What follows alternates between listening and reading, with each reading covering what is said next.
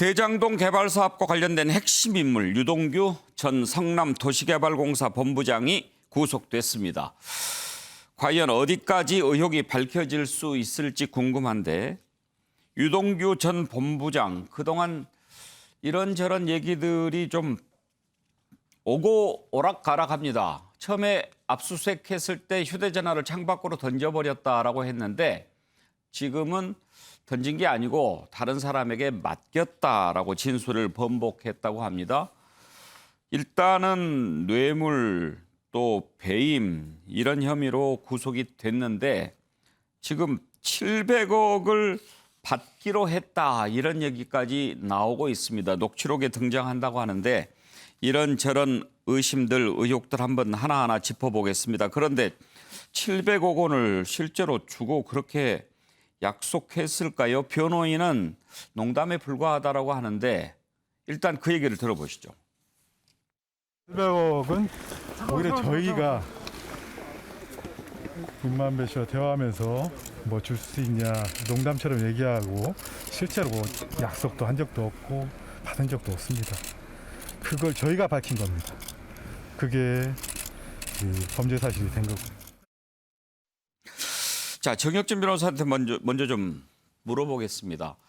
지금 유동규 본부장 구속된 것은 뇌물 그리고 배임 두 가지 혐의 사실입니까? 네네, 맞습니다. 어떤 뇌물을 받은 거를 지금 문제 삼는 건가요? 일단 배임부터 보면요. 예. 배임이 이제 금액이 크니까 특가법으로 더 가중 처벌이 되는데 민간 초과 이익을 환수하는 그런 조항이 없이 이 사업을 진행을 했다. 그래가지고 성남도시개발공사 여기에다가 수천억의 손해를 끼쳤다라고 하는 것이 구속영장 그 범죄 사실에 나와 있는 내용인데. 그러니까 제대로 일을 했으면 그 돈이 성남도시개발공사로 들어올 수 있었는데 맞습니다. 그게 들어오지 않고 민간업자한테 가도록 만들었다 이런 얘기입니까? 네네. 그런데 거기에 더 중요한 건 뭐냐면 실무자들이 이렇게 한 것에 대해서 반대했다는 거예요. 반대했음에도 불구하고 이런 식으로 밀어붙여가지고 수천억에 해당하는 돈이 도계공한테 들어가야 되는 도시개발공사한테 들어가야 되는데 저 돈이 화천대유 그 일당들한테 갔다는 것이 첫 번째 혐의 배임이고요. 예.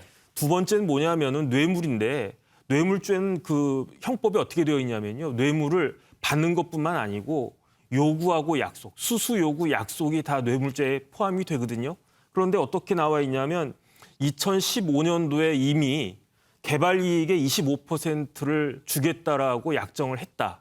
그다음에 이제 2020년 10월 달, 작년 10월 달에는 700억 원을 지급하도록 합의를 했다. 이렇게 이야기를 했는데 그래서 사실 제가 앵커께 700억만 주세요. 그러면 이게 장난이지 진담이 아니잖아요.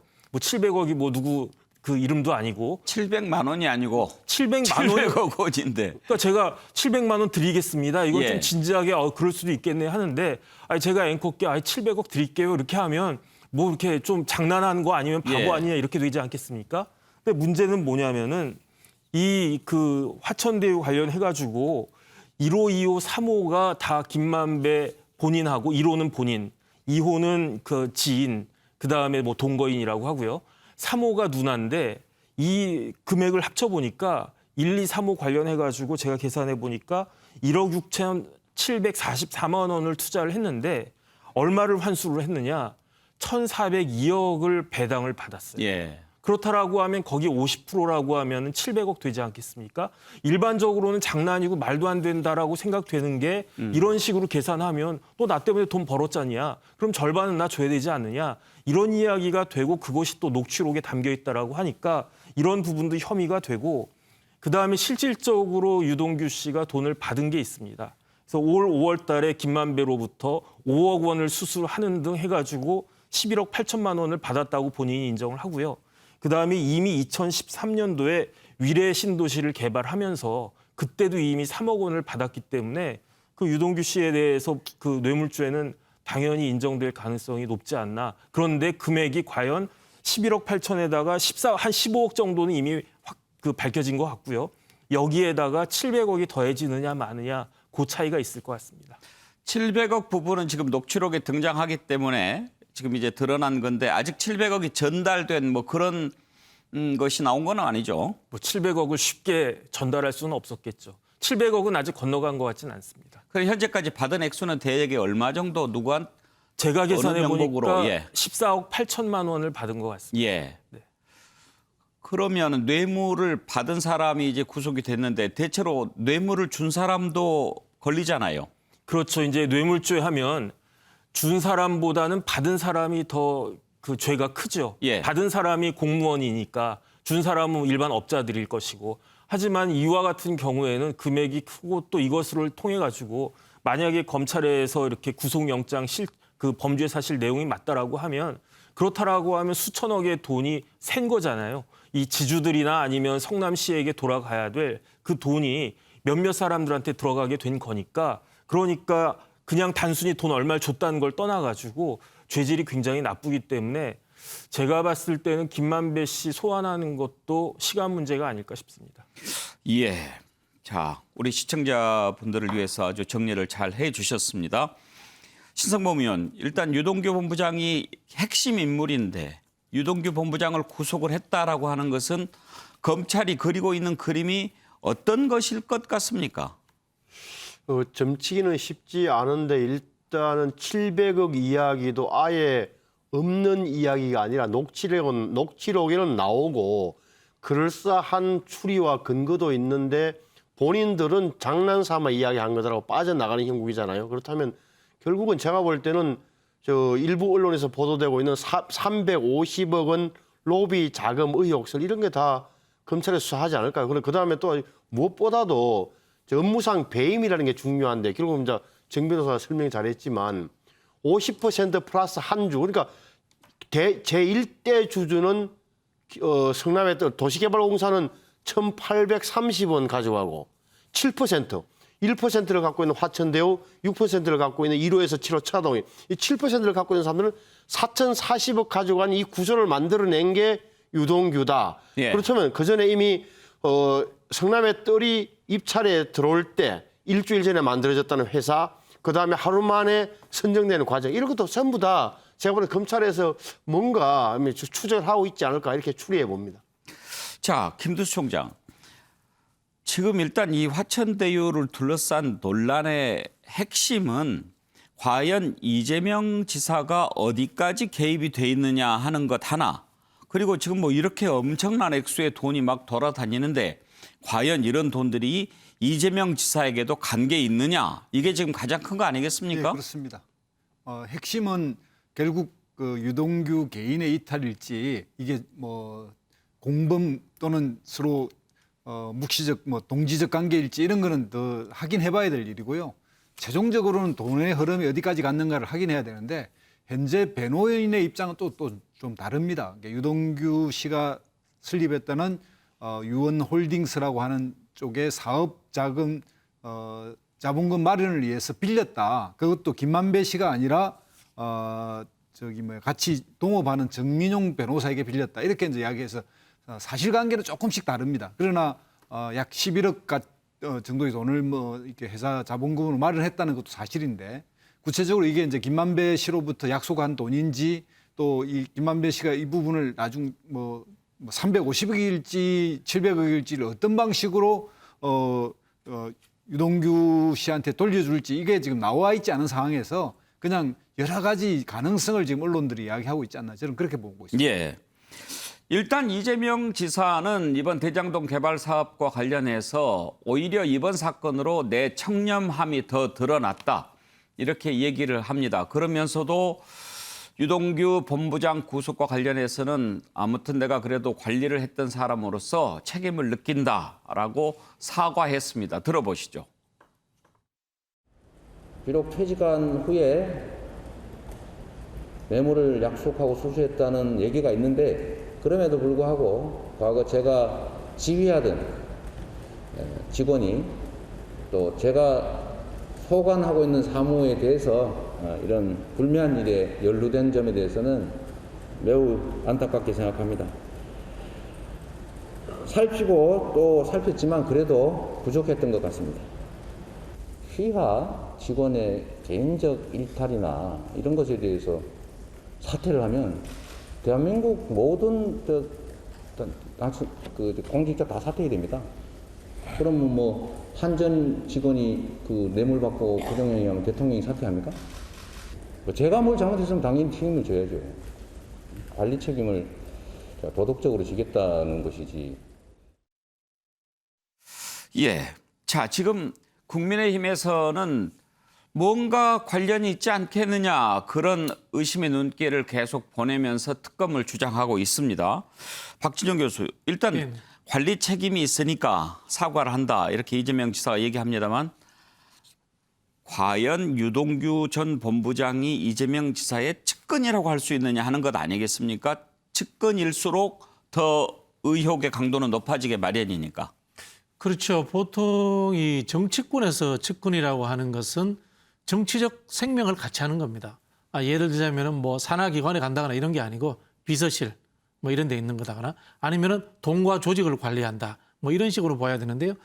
유동규 씨 같은 경우에는 실제로 이제 성남에서 개발 사업을 하다 보니까 성남에 원래는 이제 시설관리공단이 있었어요. 예. 시설관리공단이 있다가 시설관리공단을 확대하면서 이 도시개발공사를 만듭니다. 만들 때 들어온 직원인 거죠. 그러다 보니까 뭐 역사성이 있는 측근이다 이렇게 보기는 힘들 것 같다는 생각이 예. 들고요.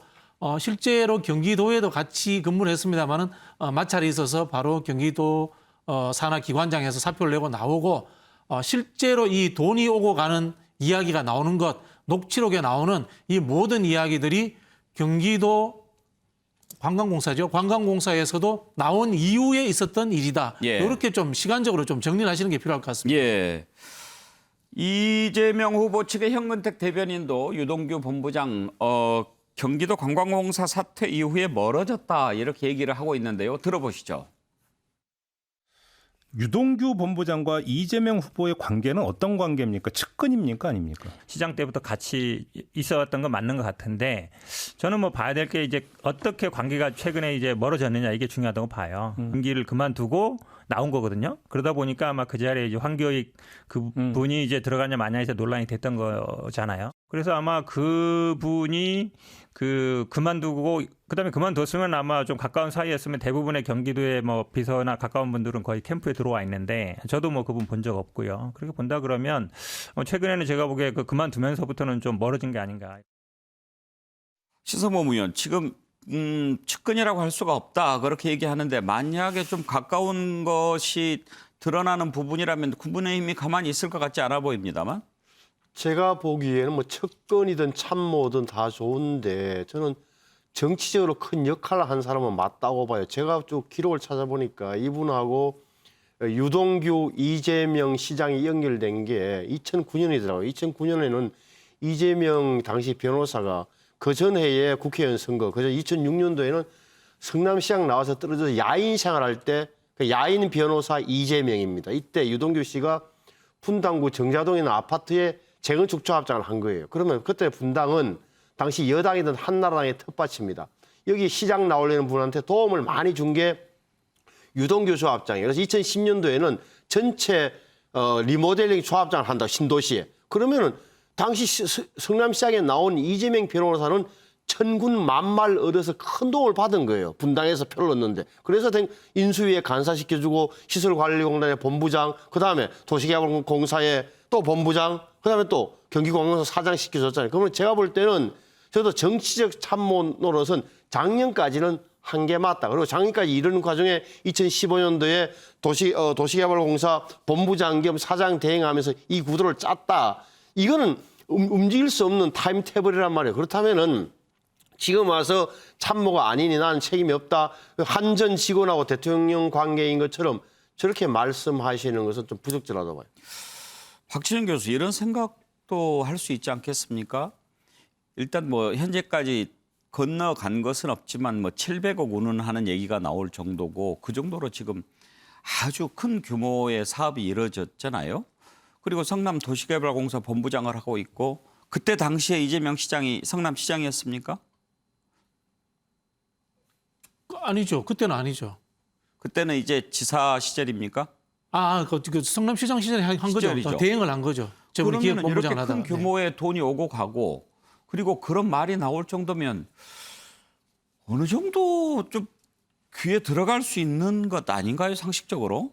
기능적인 이제 역할을 한 분이지 않습니까? 이 분이 이 도시개발의 이제 조합장 출신이기 때문에 거기에 특화된 사람이기 때문에 또 최초로 성남 도시개발공사를 만들었단 말입니다. 그러다 보니까 경험 있는 사람이 와서 일을 했으면 좋겠다라고 이렇게 이제 이야기를 제안을 했던 거고, 우리가 이제 언론에서나 또 이 야당에서 비판하는 이재명이 설계했다 막 이런 이야기를 하는데요. 이게 굉장히 사실은 분리가 됩니다. 이재명 지사가 설계했다고 하는 것은 이 공공과 민영을 50% 그다음에 1% 우선주를 배당한다. 요까지만 이야기를 되는 거고요. 나중에 성남의 뜰 문제라든가 또는 이 화천대유의 문제, 화천대유의 문제는 사실은 공공의 영역이 개입해서 설계할 수 있는 곳이 아니거든요. 그런 부분인데 지금 야당이 막 비판을 하니까 막 섞여가지고 이렇게 되는 부분이 존재하는 것 같은데요.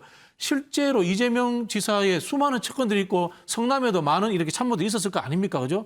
그중에서 이 사람이 부동산 일을 잘하니까 부동산 설계를 한번 해봐. 이 개발, 성남개발공사 일을 한번 해봐. 이 정도 되는 차원의 문제지. 이분을 가지고 이게 이재명 지사에게 모든 것을 이렇게 뭐 설계를 해주고 조직도 관리해주고 또는 뭐 어떤 자금의 흐름이 흘러갈 것처럼 이렇게 하는 것 자체는 좀 저는 무리수다 이렇게 보여집니다. 김두수 총장 어떻게 생각하세요? 그러니까 단돈 몇백만 원씩 이렇게 뇌물 받고 이런 부분도 이제 좀 다 들여다봐야 되잖아요. 책임지는 자리에 있으면. 그런데 몇 억의 뇌물이 오고 가고 몇백억 이런 얘기가 오고 간다고 하면은 대체로 이 아무리 시가 크다고 해도 말이 되게 나오는 거 아니에요? 여기서 지금 현재 시점에 보면 당시 성남시장이었을 때는 이익도 별로 생기지 않았고 또 그때는 뭐 분양도 제대로 안 됐을 때니까 그때는 이익이 주고받은 게 아닌데 최근에 와서 이제 이 이익금 배당이 생기면서 갈등도 그때 생긴 것 같아요. 근데 돈을 주고받은 것은 나중에 그렇습니다. 이재명 지사가 성남시장 떠난 다음에 그렇습니다. 이게 아하. 또 최근에 그게 중요하죠. 예, 네. 지금 그 경기관광공사를 그만두고 난 이후에 또 돈도 빌리고 뭐 이렇게 회사도 설립하고 이랬다니까요. 이제 시점이 좀 다른 것 같고요.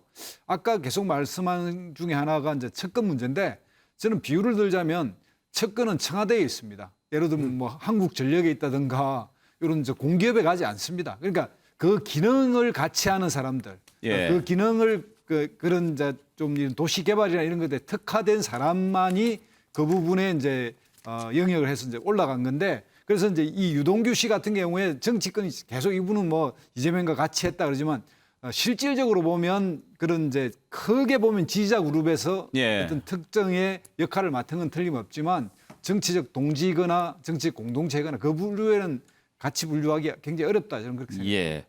자, 측근이냐 아니냐 이거 이제 관계가 중요하고 가장 중요한 것은 과연 이재명 지사 쪽으로도 뇌물이 갔느냐 안 갔느냐 이것 아니겠습니까? 국민의힘은 그걸 의심하고 있는 거고요. 그래서 이제 특검을 하자고 주장합니다. 그렇지만 이재명 후보 그렇게 얘기합니다. 뇌물을 받아 먹어봤던 사람들이 뇌물 얘기하는 거다. 이재명 후보 계속해서 청렴 이야기하지요. 돼지 눈에는 돼지만 보인다. 그렇게 얘기합니다. 들어보시죠. 국민들도 지금 이 문재인 정권의 이 검경이 이거를 제대로 수사할 거라는 기대를 하질 않습니다. 공정한 특검을 빨리 선임을 해서 수사팀 구성도 맡기고 제대로 수사될지는 저는 상당히 의문스럽습니다만 그래서 특검 가자가 민주당에서 안 하려고 하잖아요. 이재명 님도 안 하려고 하잖아요. 이 위기만 넘어가면 된다는 생각으로 특검 안 하려고 하잖아요. 부처 눈에는 부처가 보이고요. 돼지 눈에는 돼지가 보이는 겁니다. 자기들은 이런 일에서 안 해먹은 일이 없기 때문에 야 이재명이가 설마 안 해먹었을 리가 있겠냐라고 생각하는 거죠. 네, 돼지니까. 예. 정혁진 변호사, 특검하면은 이런저런 것들이 좀 밝혀질까요? 밝혀지는 걸 떠나가지고 좀 아무래도 지금 검찰이나 경찰이 하는 것보다는 보다 더 명확하게 사실을 규명할 수 있지 않을까 그런 기대를 갖다 하는 것인데, 그런데 중요한 건 뭐냐면 이재명 지사 말이 자꾸 바뀌고 있거든요. 그래서 단적으로 설계라고 하는 이야기가 왜 자꾸 이야기가 나오냐면 본인이 초반에 지난달에 내가 설계했고 그다음에 유동규는 그냥 실행한 그냥 임원일 뿐이었다라고 본인이 이야기를 하셨는데, 근데 지금에 와가지고는 또 다른 이야기를 갖다가 하고, 그다음에 이제 유동규가 측근이 아니라고 이야기하지만은 보니까 2019년 5월 달에 헤럴드 경제 인터뷰 기사 나와 있거든요. 거기에 이재명 사람 3명을 꼽았는데 그중에 유동규 씨가 들어가 있더라고요. 그것도 이제 장비, 아주 그냥 돌쇠형으로 쭉 나가는 그런 식으로 이제 여러 가지 의혹들이 있는 데다가 게다가 이제 그 어젠가요? 그저께인가요? 그 유동규 씨가 그 구속까지 됐는데 범죄 사실을 보니까 녹취록을 보니까 여러 가지 그 의문점들이 석연치 않은 부분들이 많이 있단 말이죠. 그런데 이재명 지사가 그런 부분들에 대해서 이야기하기보다는 뭐 돼지 눈에는 돼지밖에 안 보이고 부처 눈에는 부처밖에 안 보인다. 이런 식으로 말을 이렇게 희화화하려고 하는 것은 조금 굉장히 부적절한 것이 아닌가 하는 생각이 저는 듭니다. 박주진 교수, 특검을 받는 거는 어떨까요? 뭐 특검 자체가 사실은 이 특검을 임명하는 과정에서 시간도 많이 걸리고요. 정쟁이 될 뿐이죠. 제가 특검법을 봤어요. 혐의가 있거나 최소한의 증거가 있어야 됩니다. 근데 김기현 원내대표가 하는 이야기가 이거지 않습니까? 죄가 없으면 특검을 받아서 증명해라 이거지 않습니까? 죄가 없는데 왜 수사를 받습니까? 죄 없으면 수사받는 게 아닙니다. 이거 보면은 뭐 법의 남용인 거고 인권에 대한 하나의 침해입니다.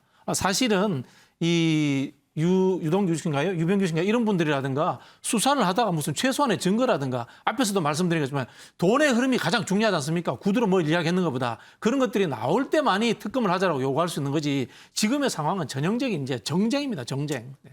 예, 너무 정쟁으로 흐를까 봐. 자, 일단 구속이 됐으니까 수사 상황을 좀 더 지켜보면서 또 앞으로 나올 내용들을 살펴보도록 하겠습니다. 그런데요, 이번 사건에 유독 이름이 많이 등장하는 한 사람이 있습니다. 바로 박영수 전 특검입니다. 이 내용 한번 살펴보죠.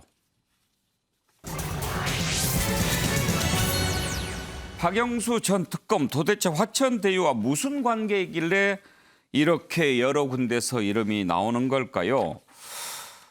이번에는 박영수 전 특검의 인척 관계에 있는 사람이 김만배 씨로부터 100억 원을 받았다. 이런 의혹이 지금 제기가 됐습니다. 요즘 이 방송 진행하면서 숫자 관념이 상당히 이상해집니다. 1억도 아니고 100억씩 이렇게 왔다 갔다 하고 그러는가 봐요. 700억 달라고 그러고. 또 박영수 특검 본인은 화천대유 고문, 딸은 직원, 아들은 분양 대행업자 관계사에 근무하고 또 인척이 여기 대장동 부지 5개 분양 업무를 독점하고 이 정도면 일가족이 화천대유에 관련돼 있다. 이렇게 볼 수 있는 것 아닌가요? 윤석열 후보, 박영수 특검 박근혜 국정농단 사건 때 수사팀장이었죠. 그래서 지난 국민의힘 경선 토론회 때 박영수 특검과 어떤 사이냐 이런 질문이 많이 나오던데 한번 들어보시죠. 김만배 씨하고 전혀 모릅니까? 아니 법조 기자를 오래 한 사람이니까 제가 알고야 있죠. 그럼 정말로 전화도 한 통도 한 적도 없습니까? 네, 그렇습니다. 정말 전화하고 책임질 수 만나는- 있습니까? 아, 그럼요. 그럼 그 김만배 씨가 네. 그 부친 네. 후보님 부친 집 좀 사주라 이런 부탁한 적 정말 그런 없습니까? 거 한 적 없고요. 김만배를 만날 때 박영수 특검 없었습니까? 김만배를 몇 번 만났습니까? 한 2005년부터 한 11, 2년 사이까지 한 두세 번 만난 것 같습니다. 그 어떤 분이 박영수 특검하고 같은 자리에서 이렇게 만났다. 이렇게 윤 후보 캠프에 계시는 분이 그런 그거는 이야기한 제가 연구관 시절에 예. 박영수 고검 특검을 중수부장으로 모셨기 때문에 그래 같이 만났습니까? 네, 그래서 저희들이 회식하는 자리에 예. 이분이 한두 번 왔던 거로 제가 지금 기억이 나거든요. 그러니까 뭐 그러면 여러 번 2010 만난 거네요. 이렇게도 만나고. 뭐 여러 번이 아니라 2005, 6년도니까 굉장히 오래됐죠. 뭐 제가 부른 것도 아니고 개인적인 관계는 전혀 없습니다. 자, 김두수 총장, 일단 후보들이 물어보는 것은 박영수 특검과 어떤 관계냐라고 이제 물어보는데 뭐 상당히 신뢰하던 그런 관계였던 건데 문제는 박영수 특검과 김만배, 윤석열 이런 고리까지가 이어졌느냐 하는 건데 현재까지는 그건 나타나지 않고 다만 박영수 특검과 김만배 씨가 도대체 어떤 관계길래 이렇게 여러 개 걸쳐 있을까 궁금합니다. 예. 지금 보도에 의하면 이 박영수 특검과 더 친했던 사람은 이 천화동인의 사호인 남욱 변호사라고 합니다. 예. 어떻게 친해졌냐 이렇게 물어보면 당시 대한변호사협회 선거에 같은 이제 선거를 같이 했던 그런 팀으로 짜였다고 하고요. 또 그렇기 때문에 남욱 변호사가 이 대장동 개발 사업에서 구속됐을 때 박영수 특검이 변호사를 하지 않습니까? 자청해서 변호사를 했다 그러거든요. 그래서 굉장히 이제 밀접 관련이 있는데 거기에 김만배 씨가 이제 법조 기자이기 때문에 자연히 또 연결된 것 같고요.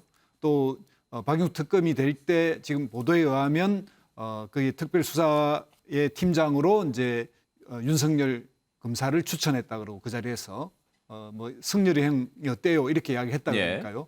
이런 식으로 연결되는데 이게 보면 이런 개발 사업의 뭐랄까요 이런 것을 계속 그 자문받으면서 권력이나 여타의 사업의 문제점을 해결하기 위해서 법조 계열의 사람들을 손을 잡은 것 같습니다. 우리 사회에서 힘 있다고 생각되는 그리고 뭔가 이걸 풀어낼 수 있는 그래서 법조 계열과 정치 계열은 뭐 원유출 의원도 나오고 또 여기에 남욱 변호사는 또 당시에 그 한나라당의 청년위 부위원장이고 그러니까 정치권과 법조계 이런 것들을 옹호 세력으로 확보해서 이 사업을 펼쳐가면서 박영수 특검을 최대한 활용했다 이렇게 생각이 듭니다.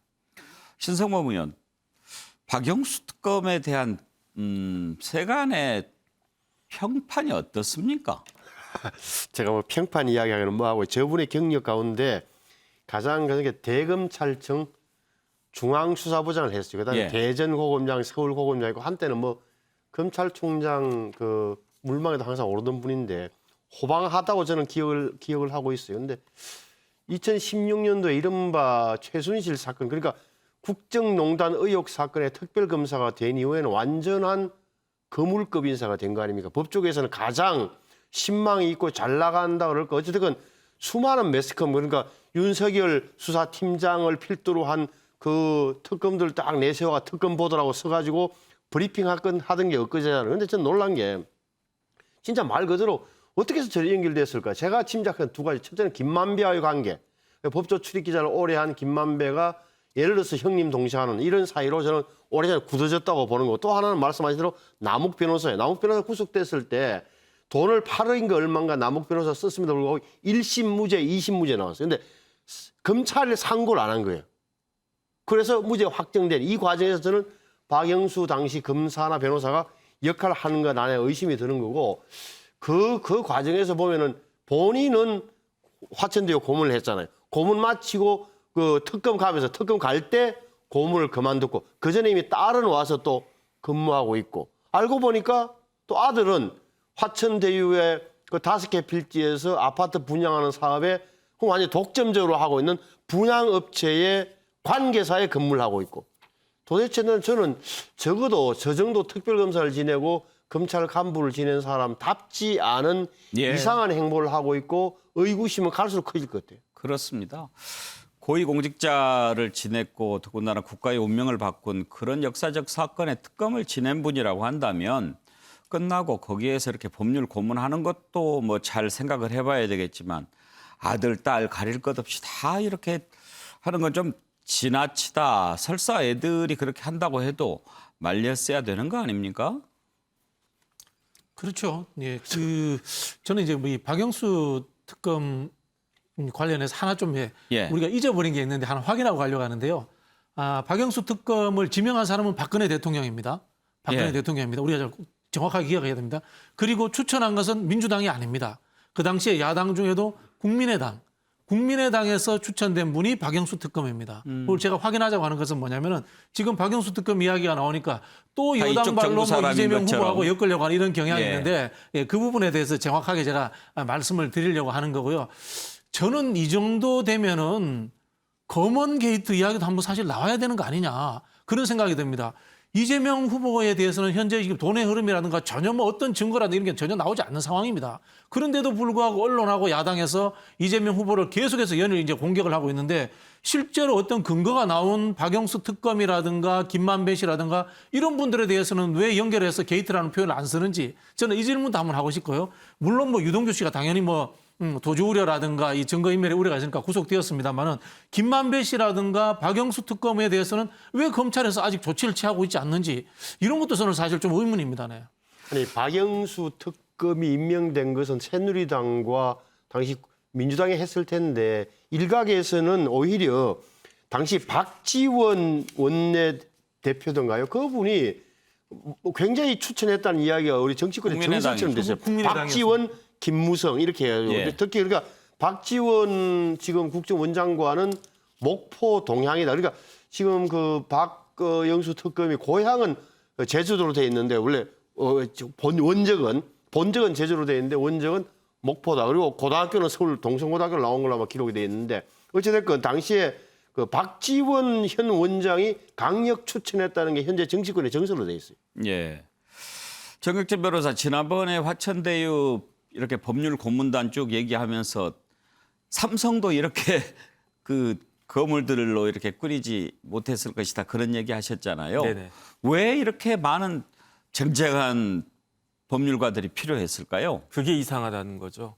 물론 이제 삼성도 충분히 그럴 능력은 되지만 삼성 같은 회사는 너무 이런 것들이 눈에 띄니까 자제를 갖다가 하는 거거든요. 그런데 화천대유라고 하는 회사는 직원이 한 10대 명밖에 안 되더라고요. 그런데 지금 나와 있는 거물급 변호사가 그 숫자보다도 더 많아요. 그다음 화천대유라고 하는 회사가 도대체 어떤 일들을 하길래 삼성전자 같은 경우는 뭐 진짜로 1년에 수십조의 이익을 내고 수천조의 수백조의 그 매출을 일으키는 그런 회사니까 법률 자문할 수요가 많다라고 하지만 화천대유라고 하는 회사가 뭐 그렇게 많은지 게다가 이제 일이라고 하는 것도 대장동 사업하면 그거 끝나는 거 아니겠습니까? 그런데 진짜 한두 명도 아니고 그 법원, 검찰의 최고위직 인사들을 이렇게 하는 것은 이거는 뭔가가 있기 때문에 하는 것이 아닌가. 그건 둘 중에 하나죠. 어떤 일이 발생했기 때문에 거기에 대해서 대비하기 위한 것이거나 아니면 어떤 일을 했기 때문에 거기에 대한 사례로 이걸 갖다 챙겨주는 것이거나 둘 중에 하나가 아닌가 하는 의심이 드는 것이 저는 합리적이다라고 보여지는 거죠. 그렇죠. 뭐 김만배 씨가 돈이 많아서 건물 변호사 사교 클럽 만들어주는 것도 아니고 세상에 공짜가 없잖아요. 그렇죠. 그리고 한 가지 더 궁금한 것 정혁진 변호사 오시면 물어보고 싶었는데 지난번에 김만배 씨 누나가 네. 윤석열 후보 부친 집을 샀잖아요. 네네. 그걸 두고 이제 단순한 거래일 수 있겠느냐 이런 의심이 제기가 되는데 상식적으로 보기에는 좀 이상하잖아요. 이상하죠. 그래서 일부에서 지금 나오는 얘기가 윤석열 후보가 당시 서울중앙지검장인데 직접 얘기하지는 않았고 예를 들어서 박영수 특검과 아주 가까운 사이였으니까 박영수 특검이 그런 어려움을 알고 김만배 씨에게 야 윤석열 검사장이 지금 청문회도 앞두고 있는데 이 집을 좀 팔아야 되는데 단독주택이라 잘 안 나가는 모양이야. 당신이 좀 어떻게 해봐. 이렇게 해서 거래가 이루어지지 않았겠느냐. 이렇게들 얘기들이 많이 나와요.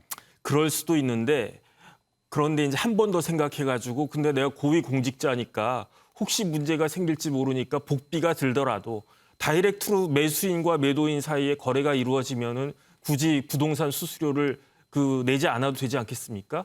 그런데 그 부동산 비용만 1,700만 원인가요? 상당한 돈을 지급했다라고 하는데 그래도 이 돈을 지급하더라도 이런 일이 혹시 밝혀지면 문제가 생길 수 있으니까 부동산을 통했을 수도 있을 것 같다는 생각은 드는데 그런데 그럼에도 불구하고 가장 큰 핵심은 가격이거든요. 그 집이 20억짜리인데 뭐 15억에 샀다든지 19억 아니면은 30억에 샀다든지 이런 식으로 가격 편차가 크면 거기에 뭔가가 있지 않을까 하는 그런 의심이 드는데 만약에 여기에 대해서 의문을 제기한다라고 하면 실질적으로 오고 간 돈이 뭐 현금이든 뭐든지 간에 뭐 25억이든 30억이든 그런 부분들이 밝혀지게 된다라고 하면 그거는 윤석열 후보가 아주 큰 곤경에 처해질 텐데 그렇지 않다라고 하면 어차피 그 20억짜리 19억에 산 거면은 그냥 일상적인 더군다나 단독주택이니까 그다음에 더 중요한 거는 결국은 집값이 또 올랐다면서요. 그러니까 결국은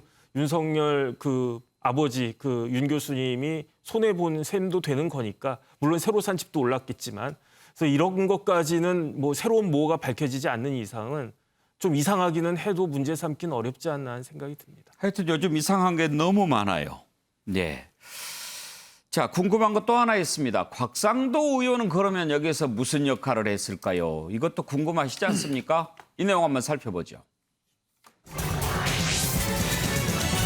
곽상도 의원이 도대체 뭐를 했길래 아들에게 50억을 줬을까요? 검찰이 일단 곽상도 의원을 피의자로 적시를 한 것이 지난번 압수수색 영장에 나왔다고 합니다. 그래서 뇌물로 보고 있는 게 아닌가 그런 생각을 하고 있는데요. 일단 곽상도 의원직을 사퇴한다고 말했습니다. 들어보시죠. 제가 지금까지 국회의원으로 활동하면서 여러 가지 드렸던 말씀들은 다 믿어주셨습니다만 이번 사안과 관련해서는 어떤 말씀을 드려도 오해만 더 크게 불러일으킬 뿐 불신이 거두어지지 않아서 국회의원으로 더 활동하기 어려워 의원직을 사퇴하고자 합니다. 이재명 후보가 직접 수익 구조를 설계했다고 하는 대장동 개발 사업으로 화천대유는 7천억 원 이상의 수익을 올렸다고 하고 이재명 시장 신복 유동규 전 성남도시개발공사 기획본부장이 체포되어 수사 중이라고 합니다. 대장동 개발 사업의 몸통이 누구이고 7천억 원이 누구에게 귀속되었는지도 곧 밝혀질 것입니다. 김두수 총장, 이제 가장 궁금한 것은 그 아들이 받았다는 퇴직금 50억, 단순한 퇴직금은 분명히 아닐 거고 예. 이게 과연 왜 곽상도 의원에게 가야 할 돈이었을까? 무슨 역할을 했을까요? 했다면. 하천대유의 김만배 그 대지주 입장에서 보면 보험금 성격을 띠고 있고 또 그 과정에서 몇 가지 이제 해명이 뒤집혀진 적이 있는데요. 처음에는 뭐 퇴직금 했다가 또 기자들을 만나서는 산재 위로금 성격이 있다 이렇게 이야기했는데 또 정작 그 본인들은 뭐 세금 신고를 했으니까요. 산재 위로금 성격은 별로 없는데 그러면 그 곽상도 의원의 아들은 뭔 일을 했느냐 그랬더니 대체로 뭐 문화재 같은 문제를 해결한 것도 있고 이렇게 성과가 있었다 이렇게 이야기하는데 그 문화재 해결은 누가 했느냐 그럴 때 누구에게 로비했을까 이런 문제가 하나 있고요. 곽상도 의원이 당시에 이제 청와대 민정수석이었고 이 사업의 시작은 박근혜 정부 때에 시작했고 그리고 저 김만배 씨나 이런 분들이 다 당시에 박근혜 정부에 가장 잘 나가던 성균관 계열입니다. 성균관대 계열에서 당시에 청와대나 이런 걸 주도하고 있었기 때문에 김만배 씨는 그런 것들을 다 보고 총체적으로 했다고 생각하고요. 최근에 들어서 이제 2016년부터 국회의원이 이제 2번 되니까 김만배 씨가 그 또 곽상도 아버지가 아들을 소개해서 취직했다니까 일종의 자기가 데리고 있는 이 회사 직원이 곽상도라고는 국회의원을 잡고 있으니 충분히 사례를 해서 뇌물성의 어떤 이런 걸 보장함으로써 향후에 있을 어떤 위험도 대피할 수 있다 이렇게 보고 50억을 줬다 이렇게 생각이 듭니다. 뇌물인지 아닌지는 이제 수사를 해보면 더 밝혀지겠죠. 그런데 신성범 의원 뇌물이라고 하더라도 50억씩 줍니까? 좀 크죠? 그러니까 저 일반적으로 보면은 아들 그것도 30몇 살 된 아들 6년도 근무 안 한 대리급한테 퇴직금을 무슨 50을 줬다는 사실이 뭐 전부 다 깜짝 놀랐을 텐데 저는 모르겠습니다. 이 검찰이 어차피 뭐 대가성 여부, 뇌물 여부에 대해서는 가만히 있지 않을 테니까 수사를 할 텐데 제 짐작은 이런 거예요. 그러니까 이건 밝혀질 일입니다만은 제가 볼 때는 김만배 기자가 워낙 같은 대학교 5년 선배예요. 이게 곽상도 수석이 5년 선배라고. 그래서 곽상도 수석이 부장검사 그만두고 나와서 개업했을 때 김만배 기자가 아주 굉장히 좋게 홍보하는 기사를 써준 것도 제가 봤어요. 그러니까 김만배 씨가 더 선배입니까? 아니죠. 곽상도 의원이 5년 선배라고 대학. 하지만 저 대학 자체가 아시는 대로 서울대 고대 법대가 판치는 저 법조계에서 저 대학 출신들이 갖고 있는 독특한 뭔가 있는 거예요. 서로 도와줘야 돼. 그래서 기자와 잘 나가는 검사가 친했을 가능성은 충분히 있다. 오래됐다. 이거 제가 볼 때는. 그렇다면은 돈을 많이 벌고 이렇게 한 다음에 그동안에 이렇게 법조 인맥을 넓히는데도 곽상도 민정수석이나 곽상도 변호사, 곽상도 검사의 도움을 많이 받았을 가능성이 높다. 거기에 대한 고마움으로 뭐 여러 가지 일도 곽상도 의원의 뒤를 봐줬을 가능성이 높고 곽상도 민정수석이 있을 때 거기에 대한 고마움으로 아들에게 50억 주는 걸로 오히려 곽상도 의원한테 고마움을 표시하지 않았을까 하는 게 제 나름대로 추리예요. 일단 뭐 의원직을 사퇴한다고 했습니다만 또 이제 국회에서 처리를 해야 되겠죠. 그런데 지난번 금요일 TV 토론 때 후보 8명에게 의원직 어떻게 하는 것이 좋겠다고 생각하십니까? OX 질문을 드린 적이 있습니다. 7 후보가 모두 제명에 찬성했는데 홍준표 후보만 유보적인 입장을 밝혔습니다. 그 장면 한번 보실까요? 곽상도 의원 제명해야 한다. O. 뭐 굳이 제명까지 할 필요 있느냐라면 X로 표시를 해 주시고 홍준표 후보는 지금 세모 표시인가요? 그렇습니다. 알겠습니다. 지금 국회에 감옥에 가 있는 사람도 제명 안 하고 있어요. 월급도 안 주고 있어요. 제도상의 문제인데 설득해서 자진 사퇴를 하도록 하는 게 옳지 않느냐. 저는 그런 생각입니다. 그래도 안 되면 마지막에 제명 카드를 꺼내는 게 옳지 않느냐. 신성범 의원, 제가 궁금한 게 2가지 있는데 먼저 한 가지. 홍준표 후보가 곽상도 의원 다 지금 민심도 그렇고 뭐 제명 쪽으로 동그라미를 했는데 유보한 것은 개인적인 친분이 좀 있습니까? 개인적인 친분 있겠죠. 같은 대구이고 법조계 선후배고 그러니까 서로 다 한 분은 특수부고 한 분은 강력부인데 어찌됐건 친분이야 당연히 거죠. 제가 볼 때는 친분 관계보다는 홍준표 의원은 아마 제명까지 하시는 전반적인 흐름 자체에 대해서 맞떡치 않게 생각하면서 했던 걸로 보이고 공교롭게도 홍준표 의원의 저 발언이 있고 나서 그 다음 날 바로 일요일 날 바로 사표를 뭐 제명을 자기가 사표를 내버렸으니까 사직을 했으니까 맞아 떨어진 꼴이 됐는데 그럼에도 불구하고 뭔가 홍준표 후보가 당시에는 민심의 일반적인 흐름과는 좀 궤를 같이 하지 않아서 상당히 비난을 받았는 게 사실이에요. 또 한 가지 궁금한 게 이번 제명 과정에 의원직 사퇴하는 과정에서 이준석 대표가 심야 긴급 최고위원회의까지 열어서 논의를 하지 않았습니까? 그런데 조수진 최고위원이 상당히 거기에 대해서 비판적이었어요. 그리고 뭐 이런 거 가지고 의원직 제명 가지고 심야에 최고위원까지 하냐. 그러면서 전두환 신군부도 이런 식으로 안 했다 이렇게 얘기를 하고 뭐 나중에 유감을 표한다고는 했습니다만 이준석 대표가 상당히 섭섭했나 봐요. 권투할 때 이렇게 그러브를 끼고 권투하는 건 좋지만 뒤에서 칼 들고 달라드는 것은 용서하지 않겠다라고 하는데 조수진 최고는 왜 그렇게 이준석 대표나 이런 문제를 놓고 우선 조수진 의원이 저하고도 뭐 법조 출입을 좀 같이 했었는데 이렇게 법조의 정서 이런 걸 많이 알고 있는 편이에요. 그러니까 아마 곽상도 의원이라 이런 분들의 일반적인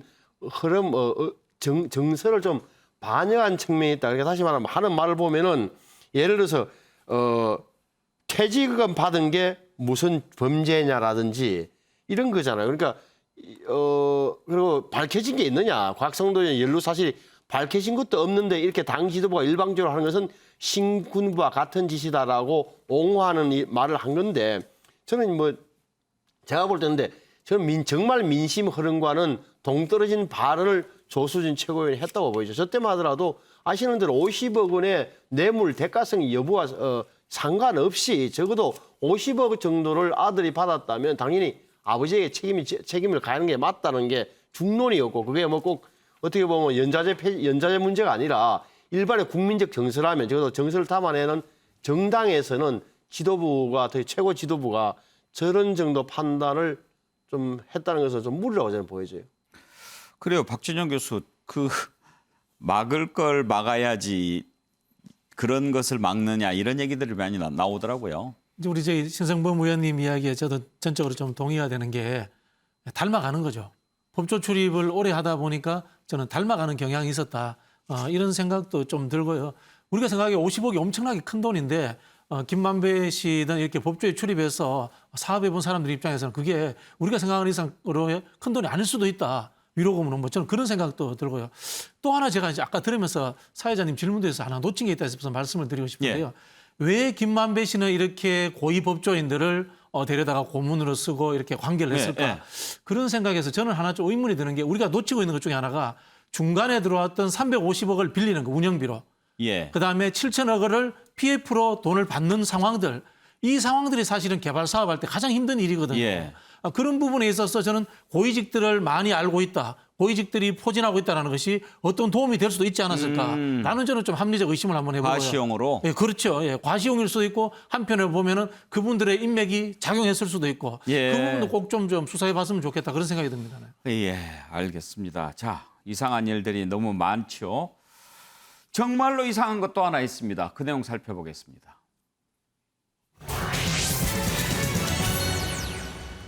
윤석열 후보가 TV 토론 때 손바닥에 왕자를 쓰고 나왔습니다. 이번만이 아니라 3차, 4차 때도 그랬다고 하는데 왜 그랬을까요? 왕자 모습 보이십니까? 한자로 썼습니다. 자, 일단 윤석열 후보 쪽에서는 열성 지지자가 써준 거다. 그렇게 얘기를 합니다. 그러면은 씻으면 되지 않느냐? 그랬더니 손가락 위주로 씻는 것 같다. 이렇게 얘기를 했다고 그러는데 해명치고는 좀 구차하지요. 뭐 윤석열 후보가 해명한 건 아닙니다. 그 캠프에 있는 김용남 변호사가 한 건데 그 얘기 한번 들어보시죠.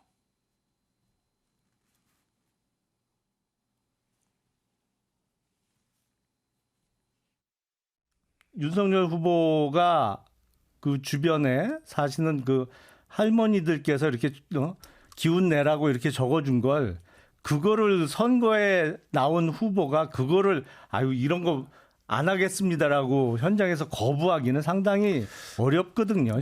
일부에서는 뭐 주술적인 얘기를 자꾸 하려고 하는 것 같은데 아시겠지만 정말 무슨 전문적인 그쪽 계통의 사람이 적어줬다든지 아니면 그런 의미로 적었다면 이 까만 매직으로는 안 쓰잖아요. 이거저거 다 떠나서 윤석열 후보는 손 안 씻으세요?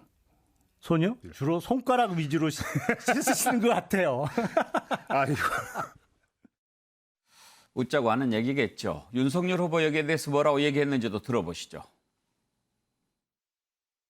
근데 이거를 또 뭐 주술 뭐 운운하는 분들이 있는데 세상에 뭐 이 부적을 손바닥에다가 펜으로 쓰는 그런 것도 있습니까? 그런 식으로까지 얘기하는 거는 저는 좀 아니라고 보고 지지자의 그런 응원도 좋지만 들어갈 때는 좀 그걸 좀 신경을 써서 지우고 가는 게 맞지 않았나 하는 그런 생각도 듭니다. 뭐 어떤 분은 정말 속옷까지 말이야 막 빨간색으로 입고 다닌다고 소문도 탁하는 분들도 있는데 뻔히 아는 정치인들이 이런 얘기하는 것은 그건 뭐 우리나라 정치의 수준을 자꾸 떨어뜨리는 거기 때문에. 글쎄요, 김두수 총장 어떤 게 정치 수준을 떨어뜨린지는 잘 모르겠습니다만 제가 그날 TV 토론할 때 뭐 저는 멀리 떨어져 있어서 직접 손바닥 보지는 못했습니다만 5차 토론이었거든요.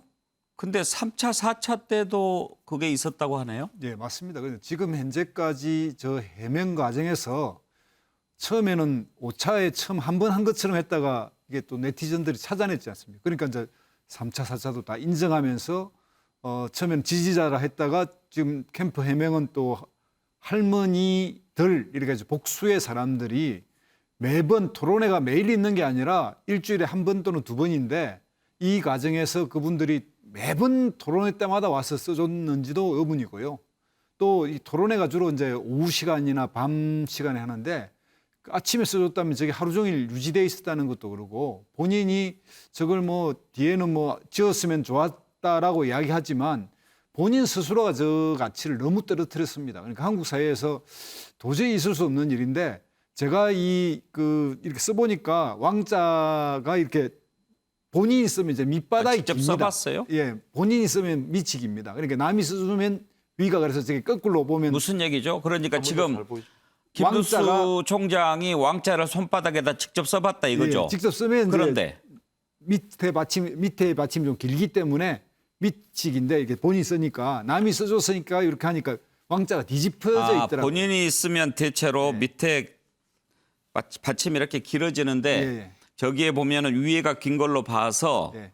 남이 써준 것 같다. 남이 써준 거는 맞습니다. 그러니까 이제 남이 써준 거는 맞는데 그러면 왜 토론회 때마다 이제 써줬느냐, 뭐 이렇게 용기를 내라, 이렇게 해서 힘을 내라, 뭐 여러 가지 응원의 뜻을 담았다라고 설명하는 것 같지만 국민들이 볼 때 우리 한국 사회에서 뭐 정치인들이 뭐 사주를 본다, 뭐 이런 주역 해석을 본다, 무당을 찾아간다 이런 소문도 많은데 그런 소문들을 확인시켜준 거 아닌가 싶고요. 예. 그런 측면에서 본인 스스로가 정치의 객을 떨어뜨렸지 우리 보는 사람이 떨어뜨린 거 아니거든요. 그러면 거짓말 해명을 포함해서 이 부분에 대해서 깊이 반성하고 사죄를 해야 되는데 오히려 뭐 상대방 당내 경쟁자에 대해서 공격하는 투로 나오고 이런 것까지 저는 굉장히 실망스럽습니다. 박준영 교수, 지난번에 그러니까 본격적으로 활동하기 전에 정갑윤 전 국회 부의장인가요? 만날 때도 뭐 역술인 같이 나왔다고 그런 기사가 그렇죠. 있었어요. 그 윤석열 후보님 주위에 이제 그런 이야기들이 많더라고요. 사실 이게 뭐 해프닝으로 끝날 수도 있는 이야기입니다만은 이제 한국 사회에서 최근에 박근혜, 최순실 이 두 분의 국정농단 이야기가 있을 때에 이 역술인 이야기가 나왔기 때문에 한국인들이 여기에 대해서 굉장히 트라우마를 갖고 있거든요. 근데 이게 물론 뭐 사설 정보지에 나왔으니까 다 믿을 수는 없지만은 이분이 뭐 결혼할 때도 뭐 도사가 중매했다 이런 이야기도 있고요. 또 요거는 뭐 사실에 가까운데 부인의 논문이 운세 콘텐츠에 관한 겁니다. 예, 그런 부분들이 이야기가 나오고 하니까 아, 이분이 정말로 이 국정을 맡겼을 때 그런 것들로 가지고 어떻게 국정을 점을 친다거나 이럴 수도 있지 않겠냐는 국민들의 우려가 있는 거예요. 저는 이게 뭐 단순히 해프닝으로 끝날 게 아니고 아마도 우리 그 중도 지지층들이 윤석열 씨를 혹시나 지지했던 분들이 좀 제법 떨어져 나가지 않을까 뭐 그런 생각을 해봅니다. 네. 우스갯소리도 많이 나옵니다. 왜 왕자를 썼느냐. 뭐 무당층을 흡수를 해야 된다라고 하는데 무당층을 흡수하려고 썼다. 뭐 이런 얘기까지 나오고. 자, 국민의힘 다른 후보들의 공격을 들어보시죠. 다른 분들인데 그냥 제가 근무를 그 당시 하고 있었기 때문에 다섯 분이라고 그 전에 뭐 이렇게 말씀하시는 거 보니까 많이.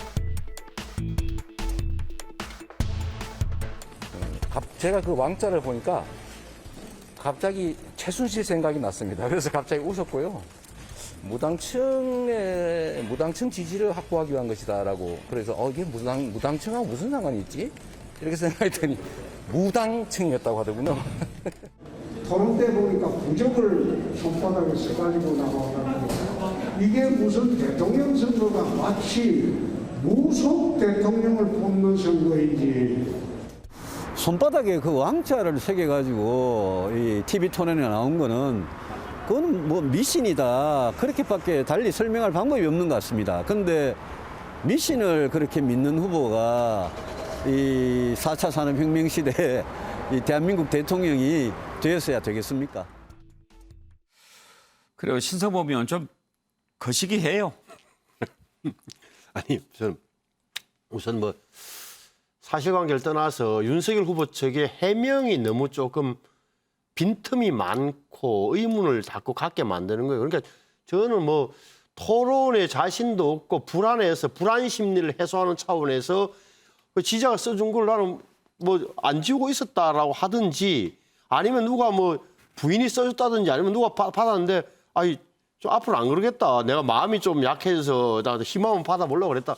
이렇게 차라리 했으면 어떨까 생각이 들고 저게 저는 뭐 해명이 사실이라고 좀 사실이었으면 좋겠고 사실일 거라고 믿고 있는데요. 안 좋은 이미지는 이런 거예요. 이게 적어도 윤석열 후보 이미지라는 것은 강단과 소신이잖아요. 그러니까 다시 말하면 남말에 휘둘리지 않고 자기 주관이 뚜렷하게 앞을 스트레이트 직선적으로 쭉 나가는 건데 저분이 저렇게 이상한 데서 무슨 소리 듣고 휘둘릴 사람인 거 아니냐? 이렇게 되면 지지했거나 적어도 중도층 있는 사람들도 내가 아는 윤석열 후보가 맞나? 윤석열 후보가 도대체 어떤 사람인가라는 의문에 질문에 봉착하게 되는 거예요. 저는 안 좋은 그런 이미지에 영향을 줄 수 있다고 봐요. 예. 해명은 그리고 진실해야죠. 저걸 씻으려고 했을까요? 정혁진 변호사, 왕자는 좀 유치하잖아요. 일단 뭐 다른 부분들 저도 사실은 굉장히 민망하고 옛날에는 사실 고시 공부한 사람들이 절에 많이 들어갔어요. 그다음에 또 법서에 한자가 많지 않습니까? 그다음에 한 가지 더 말씀드리면 윤석열 후보는 사법시험 9번 떨어졌잖아요. 뭐 한두 번이면 모르겠는데 자꾸 떨어지면 마음도 약해지고 그런 것들이 있을 수 있겠다. 그다음에 이해가 안 되는 거는 다른 사람이 후보를 터치하는 것도 쉽지 않을 텐데 거기에다가 손바닥에다가 매직으로 글씨를 썼다? 이건 저는 도저히 납득이 안 된다. 그런데 제가 제일 크게 문제 삼는 거는 문제라고 생각하는 것은 지금 앵커께서 말씀하셨지만 글자거든요. 옛날에는 주권이 왕한테 있었어요. 그러다가 이제는 주권 재민 시대가 되지 않았습니까? 저나 이제 많은 사람들이 윤석열 후보를 좋게 보는 것 중에 하나가 선택할 자유라는 책을 내가 감명 깊이 읽었다. 그 법대생이 읽을 만한 그런 책이 아니고 그다음에 선택할 자유라고 하는 책은 굉장히 합리적인 책이란 말이에요. 그래서 이 양반이 저런 책을 읽고 또 시장 경제와 자유민주주의에 대해서 소신을 갖고 있구나라고 생각을 했는데 웬 손바닥에 왕자를 씁니까? 그건 주권 제왕이란 이야기잖아요. 지금 더군다나 우리나라 대통령제가 제왕적 대통령제 아니겠습니까? 그걸 타파해야 되는 임무를 가진 사람들이 이번에 나온 후보들인데 손바닥에 왕을 썼다? 이거는 굉장히 은근히 이제 상당하게 안 좋은 이미지를 미칠 수 있는 것이 아닌가 저는 그런 생각이 듭니다. 예. 자, 3차, 4차, 5차 때 손바닥에 왕자를 썼다고 하는데 6차 때는 안 쓰겠죠. 정말 손바닥을 보면서 수시로 생각하려면 왕이 돼야지 이런 생각보다는 국민을 생각해야지 그게 더 맞는 것 아니겠습니까? 자, 5차 토론회 치열하게 열렸는데요. 토론회에서 주고받았던 공방 주요 부분 한번 좀 다시 보실까요? 우리 홍 후보님 하면은 그동안 당을 분열시키는 내부 총질 또 국민 신뢰를 떨어뜨리는 이런 좀 거친 그런 말씀 이런 거로 좀 많이 회자가 되고 있고 이를테면 같은 당원을 향해서 망둥이, 상대할 가치 없는 어린애, 바퀴벌레, 연탄가스 이런 내부 총질 발언하고 윤석열 후보는 어디에 있었습니까? 문재인 후보 품 안에 있었잖아요. 두 번에 걸쳐서 벼락 출세를 하고 그리고 우리 보수 개멸하는 데 앞장선 선봉장을 했고 그거는 정치검사한 거는 생각 안 하십니까? 그럼 몰랐으면 무능하셨던 건가요? 그게 왜 무능합니까? 자기 산하 기관이고 또 더구나 지사실, 비서실에 있는 그 직원들인데 몰랐다면은 지사로서의 자격이 없고 무능하신 거 아닙니까? 그럼 내가 하나 물어볼게요. 윤석열과 손중성은 이거 법률 공동체 아닙니까? 지난번에 그러니까 제가 이렇게 정치의 수준을 떨어뜨리는 이런 식의 정치를 자꾸 이렇게 저질화시키는 그런 거 하지 마시라고 한 거 아닙니까? 그래 이야기하면 안 되죠. 아니 내가 주도권 토론입니다. 아니 주도권 토론. 주도권 토론이니까 내 말을 들으세요. 공동체라는 말이 들으세요. 지구상에 어디 있습니까? 아니. 예. 신성범 의원 5차 때 보니까 윤석열 후보가 이제 더 이상 밀리지 않겠다 그런 결의가 좀 있었던 것 같더라고요. 그러니까요. 저도 1, 2, 3차, 4차까지 쭉 보면은 어떤 형식이었냐면은 굉장히 실수 안 하면 이긴다. 이게 참모들이 철저히 교육을 시켰던 것 같아요. 말도 적게 천천히 생각하면서 하시고 이렇게 되는데 이제 지지율 문제도 좀 언론에 보도되는 것도 심상치 않고 하니까 공격적으로 나오셨는데 결과적으로 윤석열 후보와 홍준표 후보 간의 공방. 그러니까 어떻게 보면 검사 선후배 간의 저 문제는 제3자들이 보기에는 표정이라든지 오가는 단어의 내용 이런 게 굉장히 어떻게 보면 거칠게 느껴지는 거예요. 저게 아주 날이 서 있다 그럴까 마음이 편찮았다는 느낌이 들었고 과연 저렇게 윤석열 후보가 또 유승민 후보에 대해서도 저런 식으로 많이 이야기를 했거든요. 그러니까 거의 공격적으로 나온 게 어땠을까, 실일까, 덕일까에 대해서는 저도 잘 가늠하기 힘들더라고요. 김두수 총장, 특히 윤석열 후보가 그때도 그런 얘기를 했고 또 이번에 왕자 관련해서도 그런 이야기를 하는데 정치의 저질화 이 부분을 요즘에 강조를 많이 하는 것 같지 그렇습니다. 않습니까? 그러니까 지금까지 본인이 지지율 1위라고 생각했을 때는 좀 관리해야겠다고 생각을 해서 또 질문도 가능한 홍준표 후보나 유승민 후보한테 안 물고 기타 후보들에게 많이 물었습니다. 그리고 토론의 쟁점도 피해가고요. 그래서 이제 주로 안정적 관리를 위주로 생각했던 것 같은데 점점점 치열해지기도 하고 또 지지자들이 공박을 해야 된다고 생각하니까 그런 것 같고요. 거기에다가 지금 홍준표 후보 같은 경우에는 이제 하태경 후보가 계속 막말 후보라든지 우리 당의 이제 국민의힘 당의 실패를 한 당 대표 경력이라든지 이런 걸 이제 공개해가면서 홍준표 후보의 치명적 약점이 이제 좀 더 정치에 대한 막말 수준 이런 식으로 해서 질을 떨어뜨린다 이런 이제 그 이미지가 있기 때문에 이제 거기에 그걸 좀 빌려오는 것 같고요. 또 하나 이제 유승민 의원은 이제 배신자 프레임이 있으니까 이런 걸로 해서 자기의 이제 상대되는 후보의 가장 약점을 건드려야 되겠다 이렇게 생각해서 이제 그 용어를 쓰고 있는 것 같습니다. 예. 정혁진 변호사 5차 토론회 보시고 어떤 생각을 많이 하셨나요? 글쎄요, 지금 뭐 별로 그렇게 썩 유쾌한 기분은 아니었습니다. 그 내용이라고 하는 게 뭐 제가 정치를 몰라서 그런지 모르겠습니다만 저 같으면은 차라리 윤석열 후보가 저렇게 홍준표 후보하고 막 이렇게 말싸움 할 것 같지가 않거든요. 홍준표 후보는 원래 이제 계속 그 캐릭터가 그렇게 되어 있으니까 그러려니 하고 그다음에 나는 오히려 이제 새로운 정치 신인이지만 다른 정치를 보여주겠다. 그래서 공격을 갖다가 하면 인정을 갖다가 하고 오히려 홍준표 후보의 장점을 띄워주고 그랬어야지 더 좋지 않았을까 하는 그런 생각이 들었는데 그런데 지금은 사실은 뭐 내용 이목을 다 떠나가지고 그 손바닥에 그 쓰여진 그 글자 하나 때문에 그 지난번 5차 토론회가 완전히 무색하게 된 것도 아닌가 하는 그런 느낌까지 들어가지고 씁쓸한 마음이 들었습니다. 박진영 교수, 일단 8명 후보로는 이제 토론 한 차례 더 남아있지 않습니까? 지금까지 토론회 이렇게 보면서 평가를 하신다면 어떤 평가를 내리실 수 있겠어요? 어쨌든 홍준표 후보와 이제 유승민 후보가 잘 하시더라고요. 근데 저도 얼핏 봤는데, 근데 이게 토론을 잘하는 것과 그다음에 또 여론이 형성되는 건 또 차이가 있다고 보여집니다. 실제로 이제 토론을 보신 분들은 윤석열 후보가 잘 못했다 이렇게 생각할 수 있는데 윤석열 후보가 홍준표 후보를 향해서 구태라는 단어를 써서 라벨링을 했어요. 예. 이게 토론회를 보지 않은 다른 언론들은 홍준표의 구태 이렇게 해서 이제 흔히 아는 제목을 뽑아서 내주거든요. 이거는 굉장히 효과가 있는 거거든요. 어떻게 보면은 윤석열 후보는 기존에 있던 정치권 전체를 구태라고 하면서 자신이 정치권에 들어온 명분을 이제 만들어가는 과정이죠. 예, 그런 부분인데 저는 홍준표 후보가 좀 여유 있게 하는 것보다는 제대로 하려면은 이 윤석열 후보의 본질에 대해서 제대로 공격을 해야 된다고 봅니다. 금방도 이야기했던 것처럼 문재인 정부의 검찰총장을 하다가 정치적 야심에 의해서 반대당에 왔다라는 정치적인 기본적인 도의에 어긋난다라는 이야기를 홍준표 후보가 좀 더 세게 공격하는 것이 좋지 않을까 그런 생각이 듭니다. 네. 예. 자, 민주당으로 넘어가 볼까요?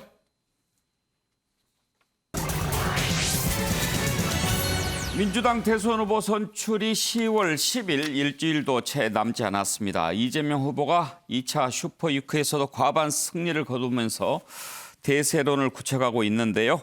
자, 먼저 관련된 녹취를 좀 들어볼까요? 국민의힘이 연일 가짜뉴스로 이재명 죽이기 시도하지만 저 이재명 죽지 않습니다. 때릴수록 저는 단단해집니다.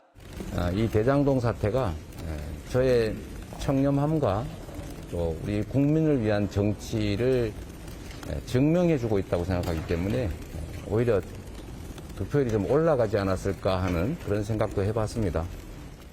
50억 게임을 아십니까? 어떤 젊은이는 첫 출근한 산업 현장에서 죽어가는데 어떤 젊은이는 50억 퇴직금을 받습니다. 그런 불공정, 불평등한 현실이 드라마 오징어 게임보다 더 잔인합니다. 우리에게는 판단의 시간이 필요합니다. 판단의 시간을 갖기 위해서라도 결선 투표로 가야 합니다. 그렇게 되도록 결단해 주시기 바랍니다. 예, 앞으로 한번 전망을 해볼 텐데 네 분께서 한번 차례대로 앞으로 민주당 경선 어떻게 돼갈 것 같은지 박진영 교수부터 한번 얘기를 좀 해주시겠습니까? 네, 뭐 제가 보기에는 이제 결선 투표로 가는 일은 없을 것 같다라는 생각이 드는데요. 이제 최근의 상황들을 보면은 이재명 후보의 지지율이 좀 더 올라가고 있습니다. 이 상황은 국민의힘과 이 같이 경선하는 후보가 네거티브를 세게 하니까 이재명 후보의 이 지지층들이 더 이렇게 강하게 결집하는 현상이다. 뭐 저는 뭐 이렇게 해석이 되고요. 결론적으로는 아마도 이 본선에 가서 민주당 내의 다른 후보들의 지지층들을 어떻게 흡수하느냐라는 것이 저는 뭐 중요한 하나의 과제로 남지 않겠느냐 뭐 이런 생각이 드는데요. 우리 이제 시처장들께 제가 하나 말씀드리고 싶은 이야기 중에 하나가 우리는 이제 경선이라는 선거 캠페인을 하면서요. 캠페인을 잘하면 이길 수 있다라고 생각을 하는데요.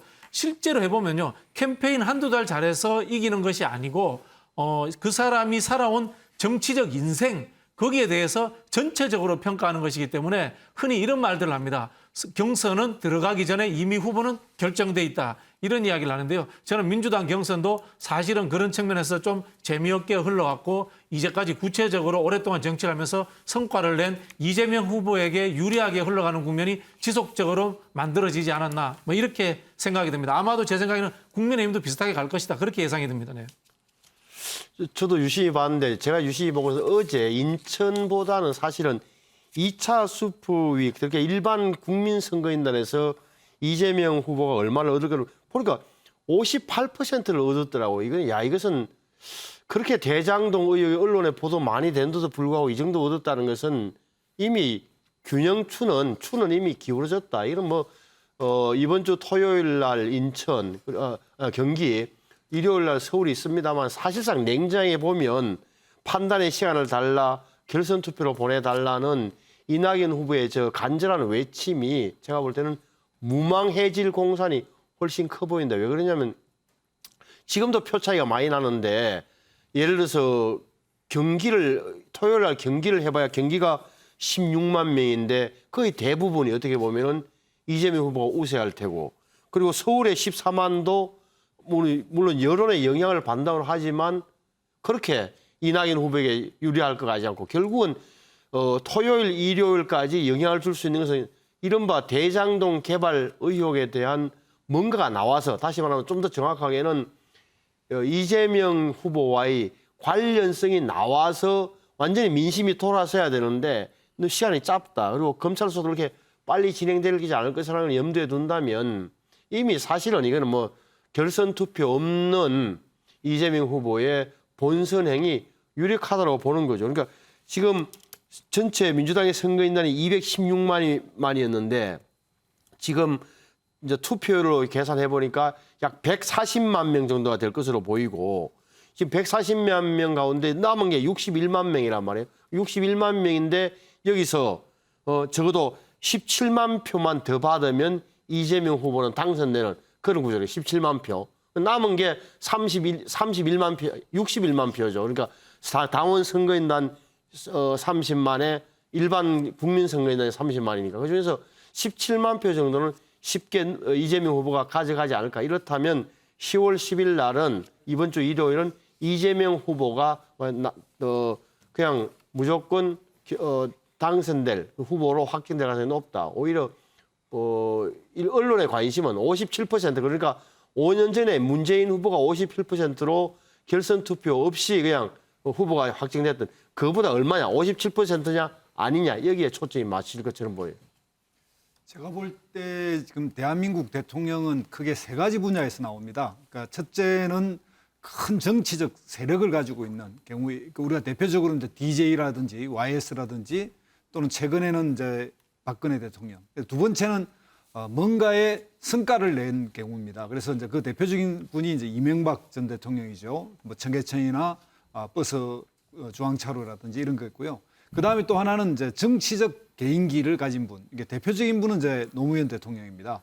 그런데 지금 현재 이런 대표적 세 가지의 그 세력과 성과와 개인기를 가진 영역에서 지금 현재 이재명 후보가 두 가지를 가지고 있어요. 경기지사를 하면서 가진 이 성과와 또 정치적 그 리더십, 정치적 개인기 이런 게 굉장히 뛰어나서 이 두 가지가 결합되면서 계속 지지율을 유지해왔고 이것이 이제 민주당 경선으로 들어가면서는 민주당 내에서는 민주당의 진보 개혁적 성격을 더 강화시켜주는 후보 쪽으로 점점점 쏠리는 현상이 있습니다. 그래서 여러 가지 대장동 문제라든지 이런 게 터지면 터질수록 1등 후보 그리고 그 민주당의 그 지지 성향과 일치하는 후보 쪽으로 더 쏠림 현상이 나타난다 이렇게 봐서 점차적으로 이렇게 다수의 가반수 쪽으로 접근하고 있고 시간이 지나면 지날수록 지금 가반수 쪽으로 하고 있는데 경기와 서울 영역에서 더 표가 이게 더 벌어지지 않을까. 그래서 결선 투표 없이 이재명 지사의 그 단독 가반을 넘게 될 것 같다 이렇게 예측합니다. 예, 정치권에 계신 세 분의 얘기 전망을 들어봤습니다. 정혁진 변호사는 어떻게 보고 계시는지 궁금합니다. 저는 옛날에 초원복집 사건이 생각이 나더라고요. 그때 예상 외로 그 지지자들의 결집 효과가 있었는데 이런 현상이 이번에도 나타나는 것이 아닌가. 게다가 이제 경기도는 이재명 지사의 텃밭이니까 무난히 그 결선 투표 없이 본선으로 향할 것 같다는 게 저도 예상이 되고요. 그런데 중요한 거는 본선이 아니겠습니까? 본선에서도 지금 민주당 지지자뿐만 아니라 일반 유권자들 사이에서도 이와 같은 결집 효과가 나타날 수 있을 것인가. 게다가 이제 이낙연 후보 지지자들한테도 이재명 후보가 마음을 얻을 수 있을 것인가. 그다음에 제일 중요한 건요. 제가 봤을 때 대장동 사건이 이제부터 시작이거든요. 새로운 의혹들이 계속 쏟아져 나오고 있는데 그럼에도 불구하고 이재명 지사에게 결정적인 타격을 미칠 수 있는 그런 의혹들이 혹시 나오게 된다라고 하면 그때 이재명 지사가 어떤 식으로 이 부분에 대해서 대응할 수 있느냐, 방어할 수 있느냐, 그것이 관건이 아닐까 저는 생각이 됩니다. 네, 민주당 경선 살펴봤습니다. 끝으로 북한 관련 살펴보겠습니다. 북한이 한미 군사훈련에 대한 불만으로 일방적으로 차단했던 남북통신선 오늘 다시 복원했습니다. 지난번에 다시 단절됐던 이후 55일 만인데요. 이제는 더 끊어지는 일이 없어야 되겠지요. 과연 다시 대화 재개될 수 있을지 조선중앙통신의 보도 내용을 잠깐 들어보시죠. 조선반도의 공고한 평화가 깃들기를 바라는 노력의 일환으로서 일단 10월 초부터 관계 악화로 단절시켰던 북남 통신 연락선들을 다시 복원하도록 오랜만이고요. 이렇게 통신 연락선이 복원되어서 매우 기쁘게 생각합니다. 통신 연락선이 복원된 만큼 남북 관계가 새로운 단계로 발전할 수 있기를 기대합니다. 신성범 의원, 일단 통신선 복원된 것은 참 다행인데. 다행이죠. 다행인데. 앞으로 계속 잘 돼야 될 텐데 말이죠. 그게 북한이 우리 다 아시는 대로 고장 난면 손뼉이 맞아야 되는데 우리가 아무리 이렇게 선의로 해석을 해줘도 안 되잖아요. 그 문제인데 결국은 제가 보니 조심해야 될 때 뭐 이거예요. 이렇게 우리의 성과에 급급하고 임기 말에 뭐라도 정상회담이나 뭔가 해보려는 남기고 싶, 그 레거시 유산을 남기고 싶어하는 이 정부의 약점을 좀 갖고 노는 것 아니냐. 자기들이 마음대로 끊고 마음대로 있고 그 앞에는 그 김여정의 개인 성명을 보면은 조건이 있잖아요. 이중 기준. 앞으로 이제 관계 조건에 개선의 조건 이중 기준을 없애라. 대조선 적대시 정책을 철회하라. 이런 어려운 청구서도 같이 들어오는 거다. 이 대목에 대해서 정부가 너무 급급한 나머지 임기 말에 저 미끼를 덥석 물지 않았으면 좋겠어요. 그래요. 김두수 총장, 뭐 남북 간에 여러 가지 생각해 볼 문제가 많이 있지만 뭐 대선을 앞두고 있다고 해서 또 뭐 그런 걸 안 할 수도 없는 거고 좋은 것은 계속 가는 게 좋잖아요. 맞습니다. 이게 2017년 그리고 18년 동계올림픽을 통해서 남북 하해 모두가 조성되고 또 평화의 기운이 조성됐는데요. 그때 수준으로라도 다시 한번 돌아가야 됩니다. 그래서 그동안 이게 나빠졌던 이것을 돌아가게 하는데 뭐 연인 사이나 친구 사이에서 뭐 전화를 차단했다면 이제 그 차단을 푼 거거든요. 그래서 이제 새로운 큰 결심을 하고 이게 풀어가는데 이게 지금 2022년에 베이징 올림픽이 있지 않습니까? 베이징 올림픽과 연결돼 있고 남북한이 다 연결돼서 이 부분을 좀 풀어야겠다 이렇게 생각을 하고 있는 거고 여기에 북한이 좀 더 적극적으로 이제 이게 홍해에 나온 거 아니겠습니까? 유엔에서의 문재인 대통령 연설을 보고 그래서 이거는 좋은 관계로 남북의 이렇게 정치적 여야의 입장을 떠나서 남북의 평화와 새로운 단계 그리고 기존에 진행됐던 이게 평화 수준으로 돌아가자라고 하는 그런 제안이기 때문에 그런 측면에서 긍정적으로 볼 수 있을 것 같습니다. 박준영 교수, 앞으로 우리가 어떤 부분을 좀 잘 살펴봐야 할까요? 지금 우리 정부에서는 어떤 뭐 논평이나 이런 것도 안 냈거든요. 그 이야기는 뭐냐면 이제 문재인 정부가 끝나기 전에 성과를 내려고 조급할 수 있다는 이제 비판이 있을까 봐 그런 건데요. 역으로 북한도 더합니다. 지금 제가 느끼는 거는 북한이 갖고 있는 경제적인 위기, 그다음에 문재인 정부가 끝나기 전에 북미 관계를 조금이라도 좀 좋은 방향으로 끌고 가야 되겠다. 그렇겠죠. 이런 의지가 저는 굉장히 강할 거라고 보고요. 그 이야기 뭐냐면은 베이징 올림픽에 동계 올림픽에 가고 싶은 거예요. 가서 이제 미국도 만나고 하면서 미국과의 관계도 좀 회복하고 남한한테는 경제적 지원도 받고 이런 상황이기 때문에 우리가 좀 차분히 보면 좋은 결과가 나올 것 같습니다. 네.